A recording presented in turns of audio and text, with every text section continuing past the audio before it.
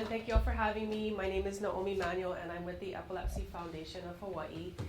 We advocate for everyone who has epilepsy here in Hawaii. So just a little bit of the numbers. We have 14,000 individuals living with active epilepsy here in Hawaii, and 2,000 of them are children. Our mission is to lead the fight to overcome the challenges of living with epilepsy, to help to accelerate therapies, find new cures, and to save lives. So with this training, this is a seizure training for school personnel. This training is available online. It's free. You can receive continuing education credits for it as well. That's why we have the pre-post test, so please do those.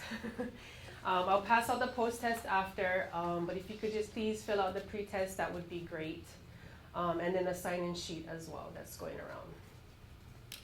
So a lot of what we do at the Epilepsy Foundation is to provide education and resources to not just people with epilepsy, but to the community as a whole. So to provide these types of training, not just for schools, but for businesses, for families, for different community resources, so that, you know, this isn't about epilepsy, but it's about seizures. So there may be 14,000 people living with epilepsy here in Hawaii, but 1 in 10 will experience a seizure and not have epilepsy. So it's very, very common.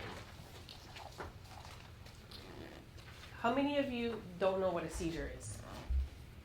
Everyone knows what a seizure is? Where does a seizure occur? In your brain. Okay, just trying to get a feeling of it.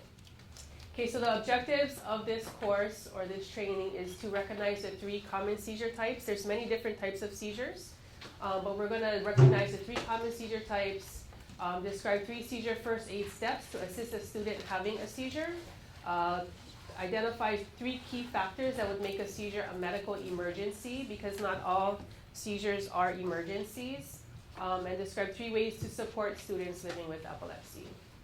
Okay, so we have here the brain and seizures. A seizure occurs when there is a temporary change or disruption in the way the brain sends electrical signals. So the brain has a normal pattern of delivering messages, right? So it actually delivers just one message at a time from your brain to whatever it is, whether it's blinking your eyes, moving your arms, whatever it is, it's delivering one message at a time. But when a person has a seizure, it's like a blast of electrical messages being put out there all at one time. So it's a disruption of the normal brain activity that's occurring in the brain to deliver these messages.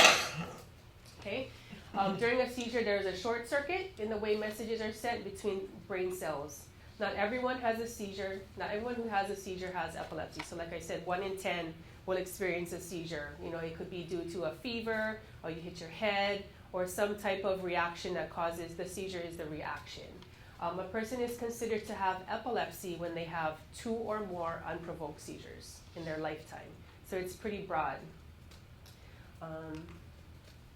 What do seizures look like? The way a seizure looks depends on the areas of the brain that's involved. So it can result in a change of movement, sensation, behavior, speech, and awareness. So for instance, someone, depending on where it is in the brain, they will start to maybe taste something differently that they're not eating. You know, it's most people have described it as a metallic taste in their mouth that they've been experiencing, or a different smell that, you know, they smell roses or they smell flowers and there's no flowers around.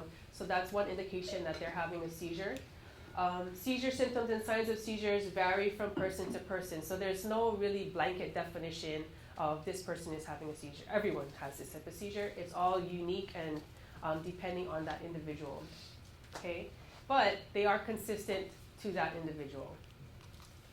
So what is epilepsy? It's a chronic brain disease characterized by recurrent unprovoked seizures. So 2 or more unprovoked seizures in a person's lifetime, they will be considered to have epilepsy. It's sometimes referred to as a seizure disorder. So epilepsy is the blanket term for seizure disorders, okay? And there's many different types of epilepsy, and diagnosis does not indicate the cause or the outlook. So anyone can have epilepsy. There's really no discrimination on age, on gender, on socioeconomic status, any of that. But they do find that there are higher instances of epilepsy in the very young and the very old. So when the brain is developing, and then when they go, you know, and they're older and they're kupuna, and then they're brain starts to degenerate. And as kupuna, they've lived a whole lifetime of wear and tear on their brain, so if they experience a stroke or something like that, so there's a higher chance of them getting seizures or developing epilepsy in their older years, as well as in the younger years when their brains are developing. So epilepsy by the numbers, 3.4 million in the US live with active epilepsy. Generally about 400,000 of them are children. Right there, 470,000 youth 17 years or younger. 1 in 3 people have uncontrolled epilepsy. So it doesn't matter what types of treatment that they get, whether it's medicine, surgery, device, diets, they cannot control their seizures. 1 in 26 people will be diagnosed with epilepsy in their lifetime. It's very, very prevalent. It's very common. 1 in 10 worldwide will have a seizure during their lifetime. So did you know most seizures are not medical emergencies? So depending on the type of seizure or epilepsy that this person has, we'll just say children because this is school personnel training, yeah? So depending on the type of seizures that they have, if they have a seizure action plan, we will know if that, what constitutes a medical emergency. And we'll go over that in a little bit. Students may not be aware they're having a seizure. There's some epilepsies that the person is aware and some that they are not aware of what's happening during their seizure. It's not contagious. A student cannot swallow their tongue during a seizure. No one can swallow their tongue. That's an old wives' tale. Epilepsy is a medical disease like asthma or diabetes, and everyone can learn Seizure First Aid, which is what you're all here for today. So common causes of epilepsy. In over half of people with epilepsy, the cause is unknown. They're just born with it or something occurs and there's no really pinpoint indicator of why they have epilepsy or why it was developed or surfaced at this time of their life. For others, common causes include brain trauma, brain lesions, infections to the brain injury at birth, abnormal brain development, and stroke. So diagnosing epilepsy, no single test used to diagnose epilepsy. They just take all of these different measures and they make an informed decision. The doctors do. Critical information is their medical history and description of seizures. So you as educators, you're with these children, 6, 8, 10 hours a day, depending on the child. Your input and your observations are key and are critical.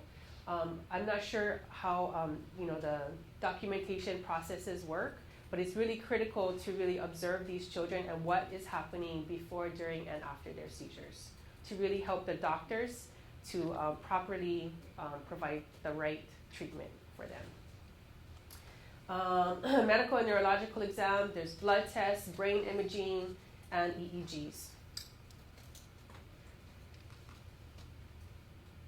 Anybody want to tell me what is the specialty doctor that treats epilepsy? I don't have a prize. Just a neurologist, yes. What is the specialty neurologist that treats epilepsy specifically?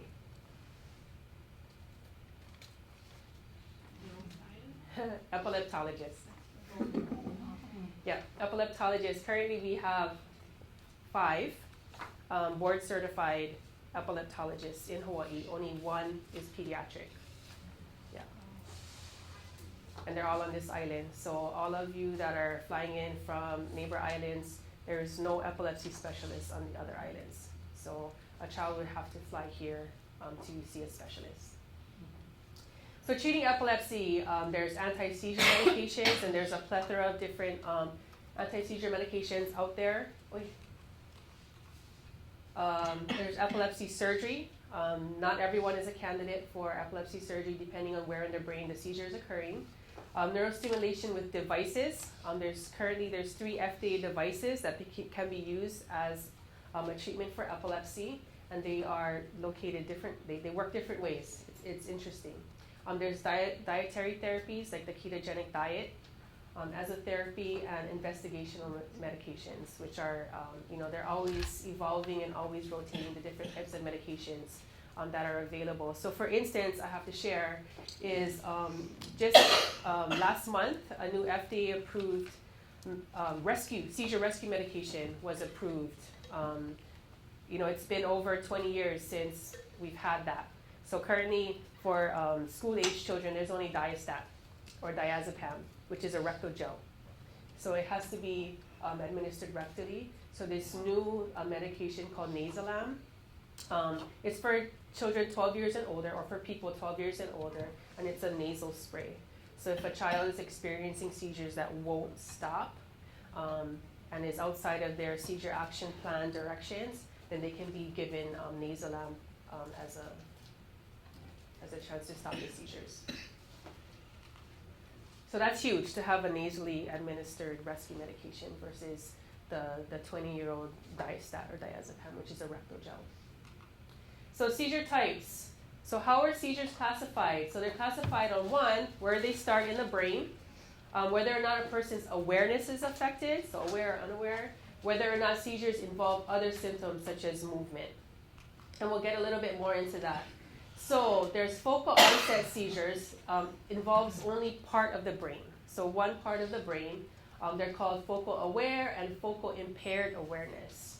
So you see on the brain here, and we'll talk about the generalized onset seizure, I'll just go there now, involves both sides of the brain, so the left and the right. So the entire brain is seizing on a generalized seizure, okay, versus just one localized location for a focal seizure. So for generalized onset seizures, again, whole brain, and common types, they're called absence and tonic-clonic seizures. And then there's the seizures that it's just unknown, where they start and what's happening. Because sometimes they will start in one area and then they'll go to the whole brain. So focal aware seizures. So person is aware or partially alert during their seizure. So there's rhythmic movements of one side or part of the body. So commonly it will be like fidgeting with the hands, or it'll be a repetitive movement. Whatever their seizure is, it's different, but it's repetitive. Sensory symptoms like tingling, sounds, smells, tastes, upset stomach, visual distortions. Previously, they would say this is the aura, or like a person would know that their big seizure is coming because they're having an aura. Docs are saying now that they're having actually a focal seizure first, which is indicating that a larger generalized seizure is on its way. So it's going from one location and spreading to the whole brain. Psychic symptoms may appear like deja vu, hallucinations, feeling of fear or anxiety, so extreme emotions, really sad, really happy, really angry, or a funny, indescribable feeling. So that's another indicator of focal aware seizure. So this type of seizure, when you look at it, it's just not normal of how the person or the child is actually behaving. So it's confused with acting out sometimes, psychosomatic illness, like they're really sick, all of a sudden if they have like sore stomach, mystic experience, or illicit drug use. So a person that experiences this type of seizures, it may appear that they're drunk or they're high. It really does look like that because it's not how they normally behave. Yeah. But it usually lasts, there's a limit to how long it lasts. Usually 1 to 3 minutes, of course it can go higher. Focal impaired awareness seizures. So awareness impaired, a person may be confused or unable to respond. It may begin with a blank, dazed stare, and a lot of times there's some lip smacking, like that, or blinking. That's one way you can tell if a person is actually having a seizure. Is a common thing is the lip smacking and the blinking of the eyes. So repetitive, purposeless movements, clumsy or disoriented movements, so aimless walking, may not be able to talk, or words may be all jumbled up, so they appear to be very confused. A person may get combative if restrained, and one thing you do not want to do is restrain them.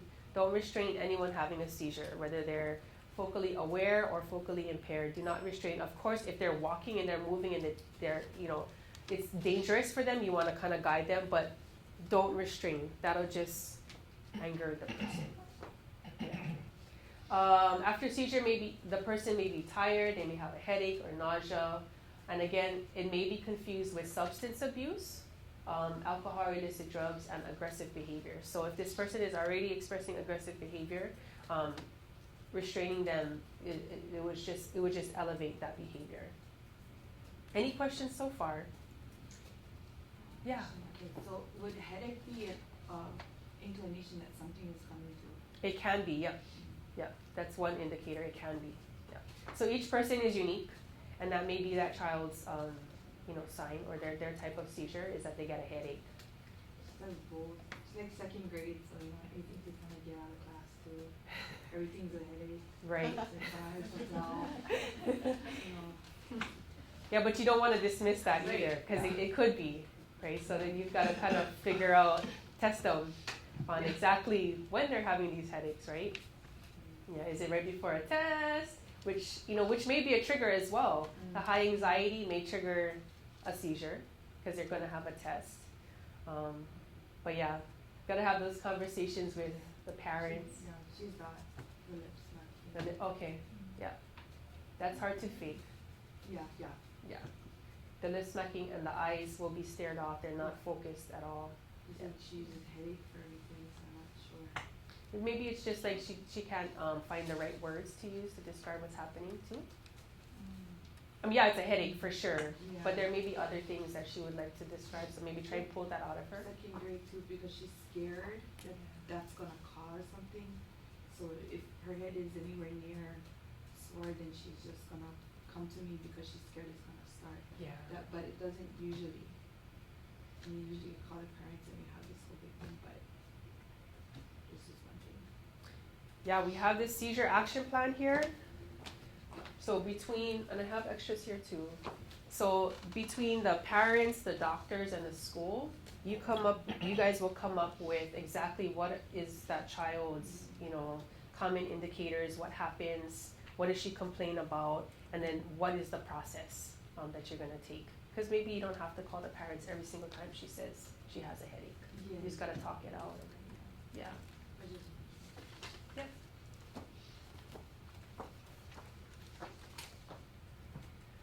Okay, let's see if these work. So this person is having a seizure. See the blinking of the eyes? I'm kind of drifting off a little bit.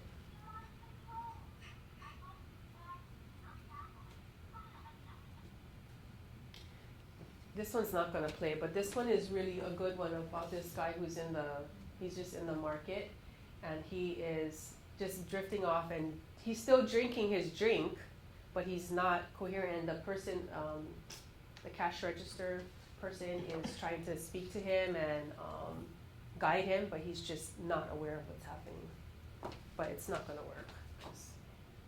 Oh, maybe. Look at that.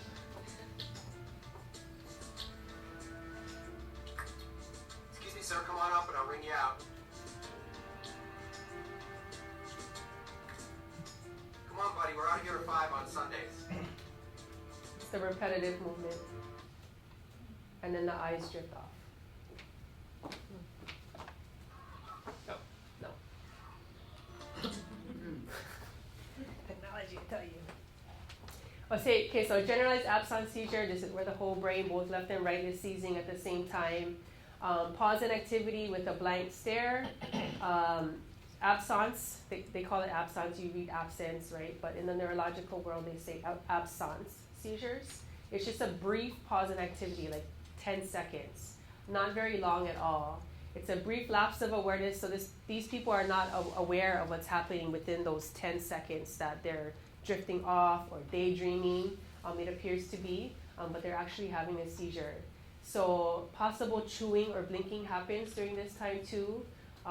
The person will return to full awareness almost immediately, but they have those chunks of time that are blacked out because they don't know what's happening during that time, yeah? And it may occur many times a day. So for students who are going through a whole school day and they're taking like 10 seconds here, 10 seconds there, 10 seconds there, or more, or maybe even 20 seconds, it creates these pockets of education that they're not getting that day. So there's some things that are gonna have to happen to ensure that they are getting, the information and the proper experiences that they should have. So, there's some things that may have to be retaught. But the key thing is that it's recognized, because these are easy to kind of look over, yeah? if a kid is like, I'm up here and then one of you guys just kind of stare off for like 10 seconds, 8-10 seconds, okay, they're just having a thought, right, as a teacher, as a facilitator. But just something to really consider, especially if the parents know that she's having, or he or she is having this type of seizure. It's important to have that open dialogue and communication. Often this type of seizure is confused with daydreaming or attention problems like ADHD.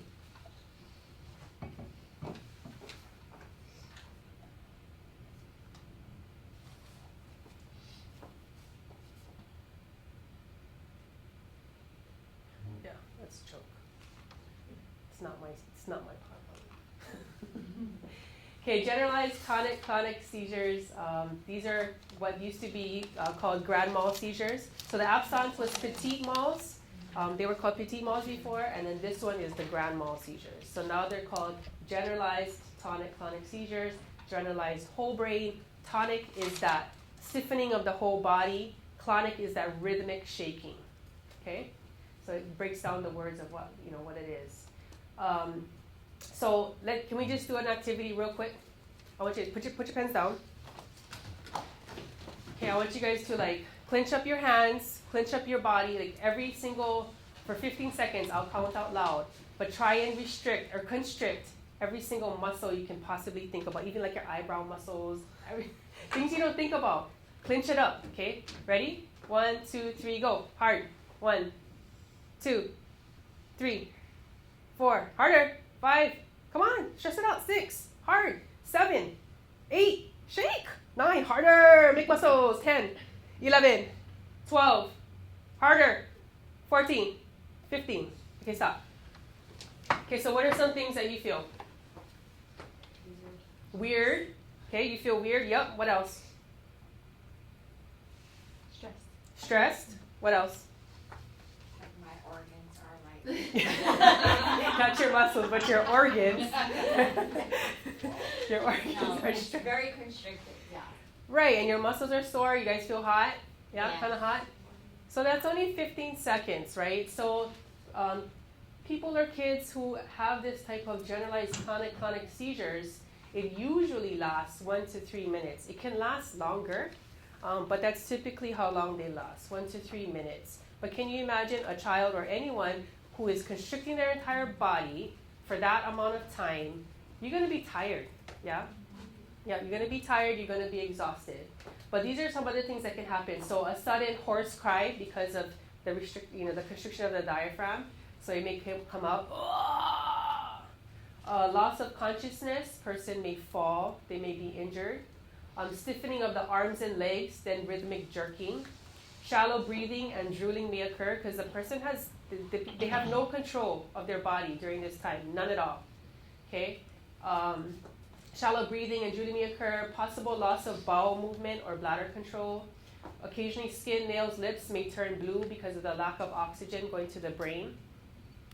Often followed by confusion, headache, tiredness, sore, difficulty talking. What else can be an outcome of a seizure, especially this kind of seizure?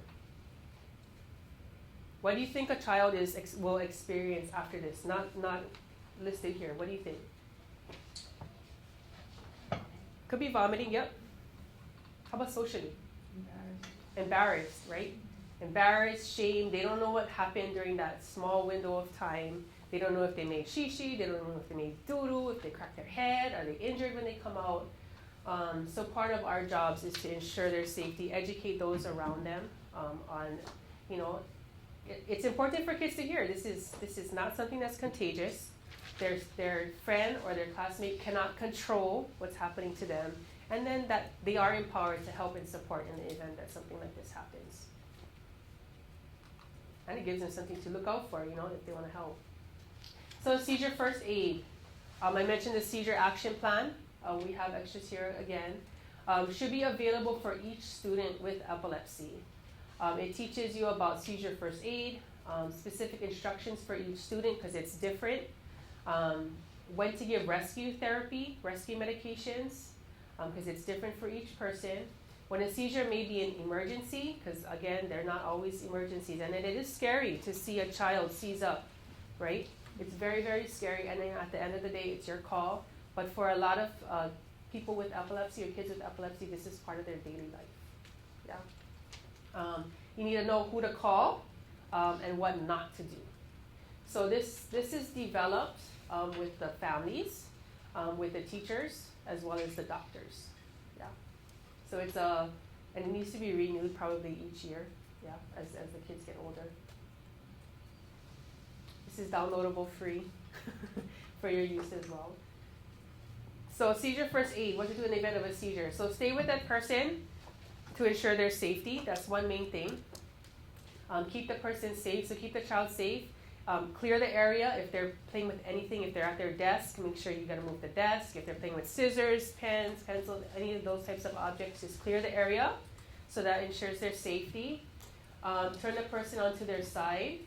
That will help to the saliva to come out. If they vomit, that it'll come out. Yeah, and it'll help them to breathe better if they're on their side. Also, you want to cushion their head, protect their head.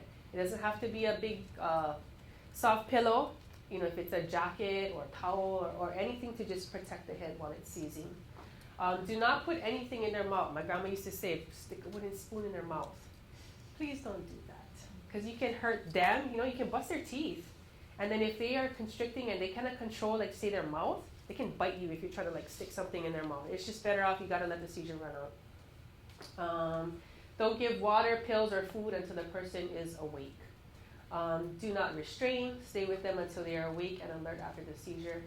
Most seizures end in a few minutes. Any questions on this?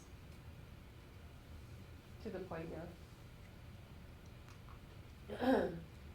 So 3 basic principles of Seizure First Aid: stay safe side. And then the common rule of thumb is that if a seizure goes more than 5 minutes, it's an emergency situation where you call the ambulance. That's just a rule of thumb. Okay. So for some students, their seizure threshold may be higher or longer, and some may be shorter.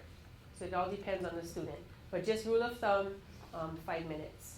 So yeah, tailored to the seizure action plan. Any seizure, so for example, a wheelchair, okay? So if a student is having a seizure in a wheelchair, you want to keep that student in the wheelchair for their safety, secure it, fasten the seatbelt, kind of loose though, to prevent student from falling, protect and support the head, and make sure that their breathing is not blocked in any way. So those students that are on school buses, safely pull over. If the bus driver should be instructed and trained to pull over and place the student on their side across the street, facing away from the back of the seat, or put them in the aisle so that you can put them on their side.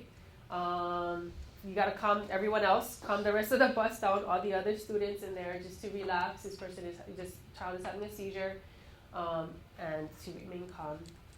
And then follow up with whatever the school policy is regarding continuing on to the destination. So we have this Seizure Safe Schools bill in the legislature right now that we're advocating for. And there's a little girl who comes to every single hearing, and she testifies. She's 12 years old. She's really a small girl though, but she testifies and says that she had a seizure on the bus and nobody did anything. Yeah. So this is just a call to action to, be trained, know what to do. The bus driver didn't know what to do, but that's what these trainings are here for. Because the seizure can happen anytime, anywhere. Okay, seizure with loss of consciousness. So say, for example, the water. We're in Hawaiʻi, right? We're surrounded by water. You have to support the head, keep both the mouth and the nose always above the water. Remove the student from the water as soon as it can be done safely. If the student is not breathing, begin rescue breathing, and always transport the student to the emergency room just in case, even if he or she appears fully recovered. You don't want to mess with water. So post-ictal, which is called the recovery phase, how we just did that, that activity of constricting our whole body. So the recovery phase is a big part of having a seizure as well. So post-ictal refers to the time immediately after a seizure, before a person returns to their usual state of awareness and function. So how a person feels and functions will vary depending on the type of seizure that they have. And there's a number of things that you can do to help. You can help them to a safe place to rest, because they're going to be really tired. you know how we kind of felt a little bit. Check if they're alert and aware, and stay with them until another adult arrives. So I know sometimes the, you know, with the absence seizures, it's hard to determine, you know, if they're in their, if they're still in a seizure or not. And one way to tell if they're seizing is to like clap your hands right in front of their eyes like this. Just clap. And if they don't blink or snap, you can snap too. If they don't blink, then they're still having a seizure. That's one way to tell. And follow seizure after. So what not to do, don't restrain. Don't ever restrain a person having a seizure. Don't put objects into their mouth. Dangerous for them and dangerous for you. Don't give water or food until a person is awake and able to swallow. So seizure emergencies, status epilepticus. Continued state of seizure activity. So it's like rolling seizures almost, where the seizure will, you'll seize and you'll stop, you seize and you'll stop, you seize and you'll stop, or you just keep seizing and nothing that you do can stop the seizure. Generalized seizure reaches more than 5 minutes, so that's when you're in status epilepticus, or they say, oh, you're in status. You've gone above the threshold that was determined for that individual or that child. So when to call for an emergency or for emergency help, when the generalized seizure lasts longer than 5 minutes, so you know, they're either having the absence seizure or they're having a convulsive seizure for longer than 5 minutes or longer than what the seizure action plan indicates. It's repeated seizures. The person has difficulty breathing. If it occurs in water, if the person is in water, if the person is injured, pregnant, or sick, the person does not return to their usual state, or if it's the first time seizure. You want to get that documented and make sure that everything else is okay. So always follow student's seizure action plan for instructions from student's healthcare provider. Let's see if this one works.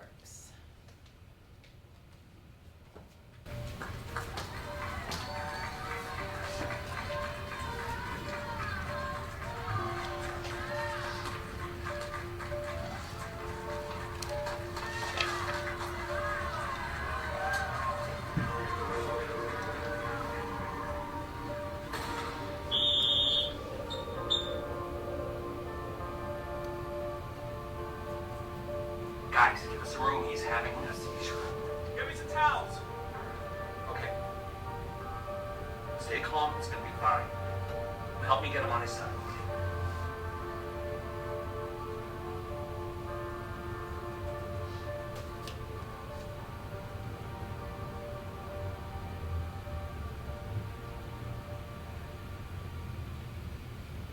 All right, listen up, fellas. Before we practice, I want to go over a couple of things. First, I'd like to welcome back Michael.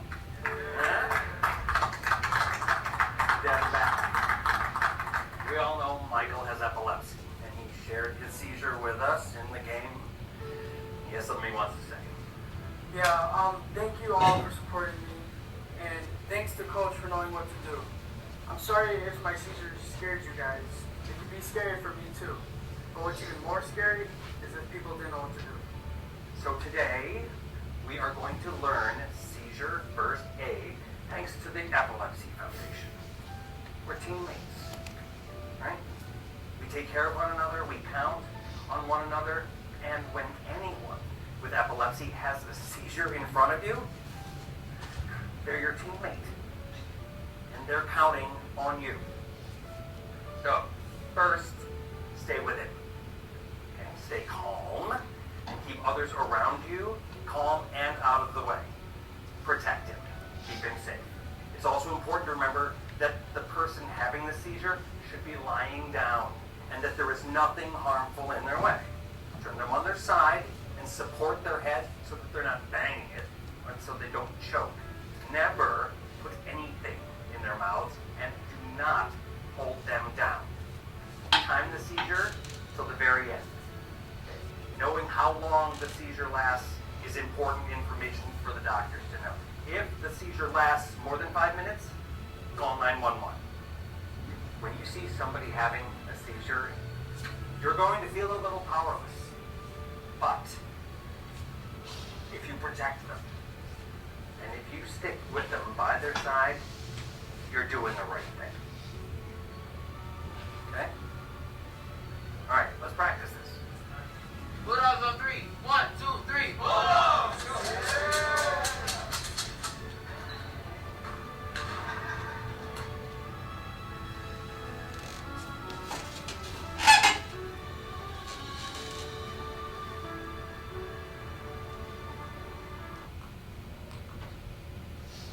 So rescue therapies and seizure action plans act now. I just kind of mentioned earlier about Diastat as being the only rescue medication for the past 20 years. Anyways, rescue therapies is a therapy as needed. It's not to be used every day, but it's to stop seizures that are different or longer than usual or happen in a different pattern than the typical pattern of seizure activity that student has. It's prescribed by healthcare provider, by the doctor, given by non-medical people. It can be given by parents, it can be given by teachers, not just nurses, outside of the hospital, and exactly as prescribed. So it would need to be pre-measured. I'm not sure what the charter school rules on administering medication are for school personnel, but they're different in each school, whether you're private, public, or charter. Do not take the place of usual seizure medication. So that person will still want to take the regular medications. So we have the rectal gel, there's the nasal spray, and then there's another one for adults. Well, this is like a little pill, but it's like a Listerine strip. So it serves like, it does the same thing. Rescue therapies, know person's typical seizure type, know their type and pattern. Recognize when a student's seizures are not typical for them. Receive training like this one from school nurses. Need for rescue therapy and who can give it, your role, what and how to help. Need for EMS, when to call for help, and how to follow a student's seizure action plan. Okay, so it's important, like I said earlier, that you guys as first responders, you're with the student all the time, the longest periods of time. So it's important for you to observe different things. So there's also an observation form too that will help, but you really want to keep track of what's happening to this child during that time. Provide support to students with epilepsy, right? So it's not just keeping them safe, it's more than that, right? So factors that may increase likelihood of a seizure in students with epilepsy is 1, missed or late medication. That's the #1 reason for seizure activity. Stress, anxiety, lack of sleep or poor sleep, hormonal changes. So when the students go through puberty, so they may have to change their treatments when it's about that time. Illness, like infections or fevers. Fevers cause seizures often. They're called febrile seizures. Some prescribed or over-the-counter medications. So when you have like an interaction with medications, that can cause a seizure. Overheating, overexertion, alcohol or drug use, flashing lights. That's just for some people with a certain type of epilepsy that the flashing lights will be a trigger. Hyperventilation as well. So sometimes when the student or a child or anyone actually is being monitored to see if they actually have epilepsy, they are exposed to all of these different things. Like, so they're asked to like blow into a paper bag. They have the flashing lights, just blasting in their eyes to try to provoke a seizure so that the doctors can see where in the brain that the seizures are occurring. And then they try and keep them up as long as they can, and video monitoring of these things as well. So epilepsy, it's more than just seizures, impact on learning and behavior. So 50% of children with epilepsy also have learning difficulties. Some factors leading to learning problems, attention and short-term memory problems, fatigue, sleepiness, if they're tired because their bodies are just being, taxed, and their minds as well. If they're having like these abnormal blasts of electrical activity within their brain, we tell the kids it's like an electrical storm in your brain. That's basically what's happening, yeah? Irritability, worry, depression, low self-esteem or confidence, low confidence because they don't know when the seizure may occur. They have no idea, so they have all these anxieties, right? Frequent absences, because if they are just too tired to be at school, it's safer to just stay home, right? School difficulties are not always epilepsy related. So students with epilepsy, and the way that you folks can provide support is stay calm and reassuring and help others stay calm as well. After a seizure, coursework may need to be retaught. And that's an extra step for you folks as educators. Just trying to find a way to ensure that the student gets, just the optimal education and the safest environment for their education. Facilitate positive peer interactions. One way is to talk about it with their students, with their classmates, right? Well, of course, that's with permission from the families, and seeing what they feel about that. But I found that that's a really powerful tool. We have trainings for students, elementary, middle, and high school, that are age appropriate, that can be taught to the students so that they can learn about the neurology of the brain, they can learn about seizures, and they can also learn to be supportive of their classmates and peers who have seizures and epilepsy. Encourage independence and inclusion, communicate both concerns and progress with the parents.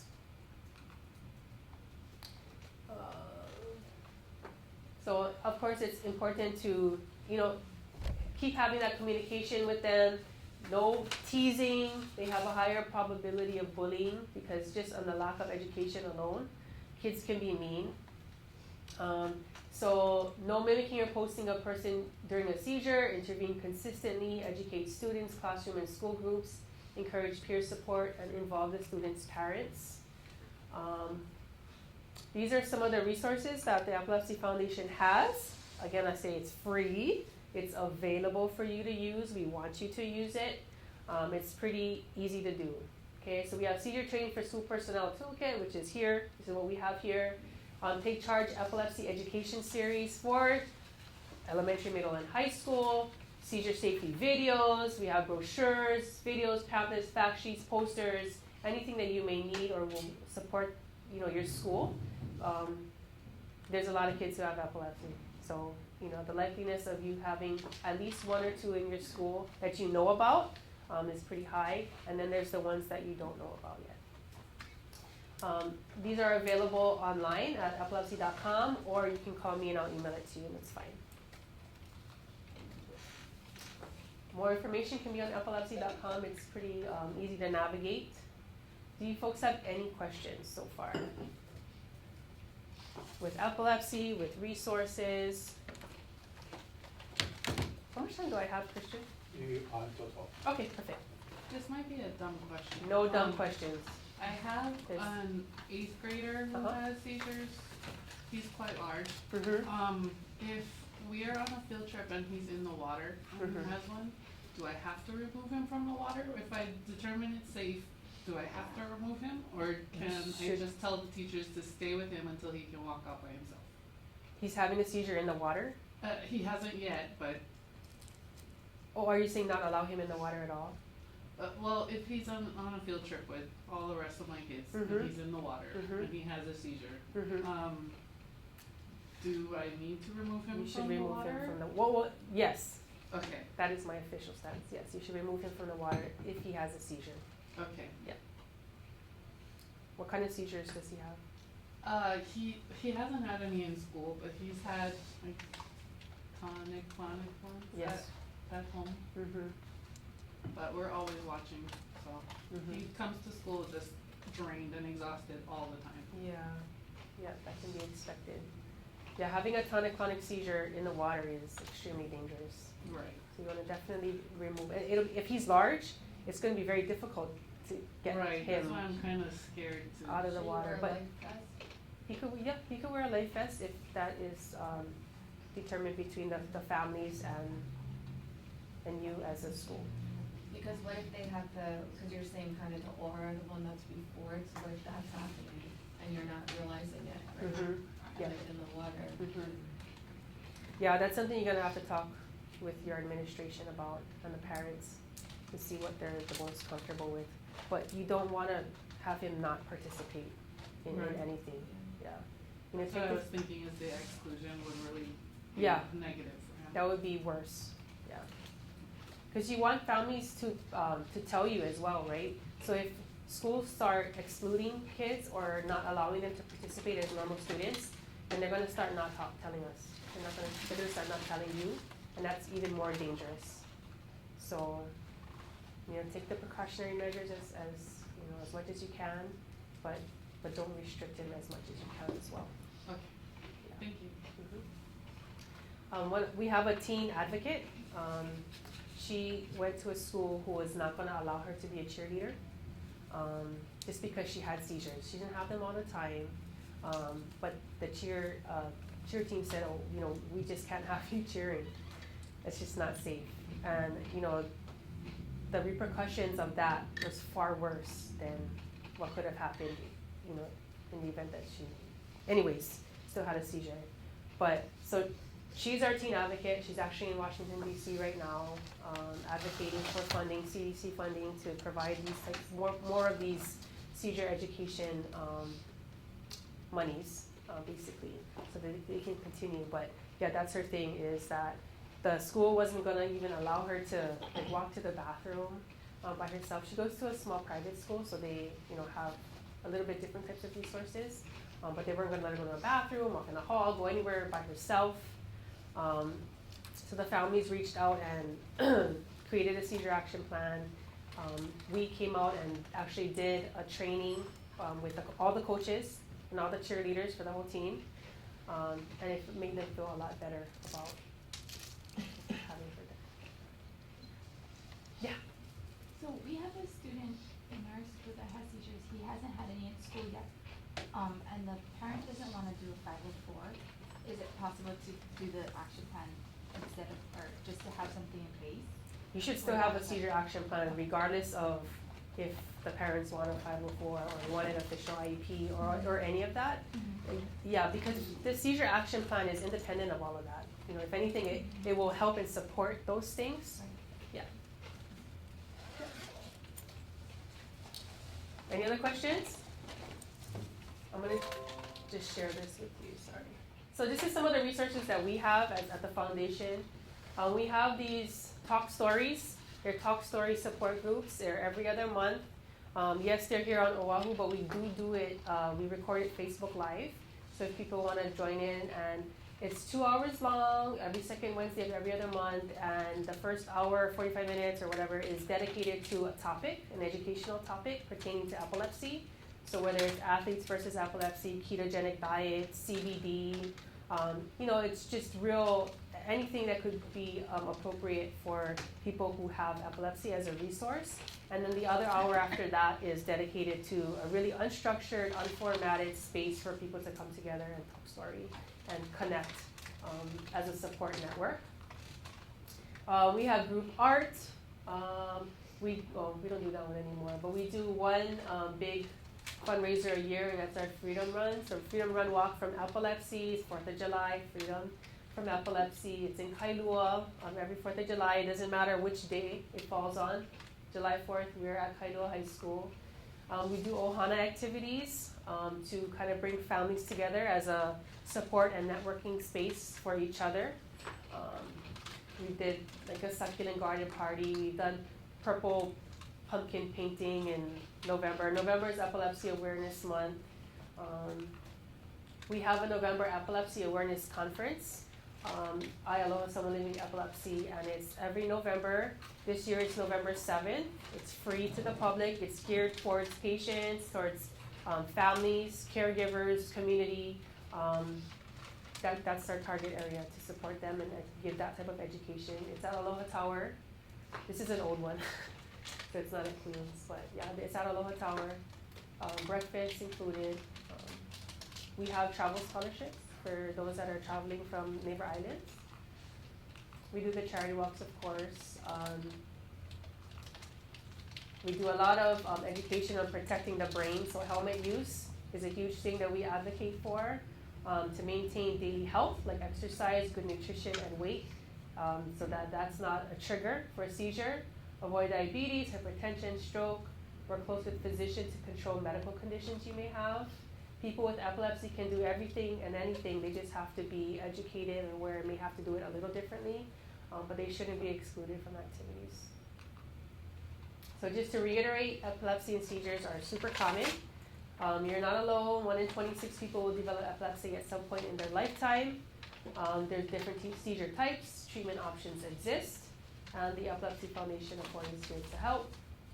And this is us at one of our advocacy days down at the Capitol.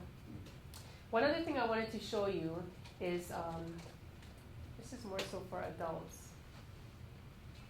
Where is it? Here. So there's the medical alert. We have medical alert devices, right? So we have the one that's on the phone. Did you guys know that that exists on your phone? How many of you have iPhones? Have iPhone. So if you go to the health app, you know the heart one that you can't delete?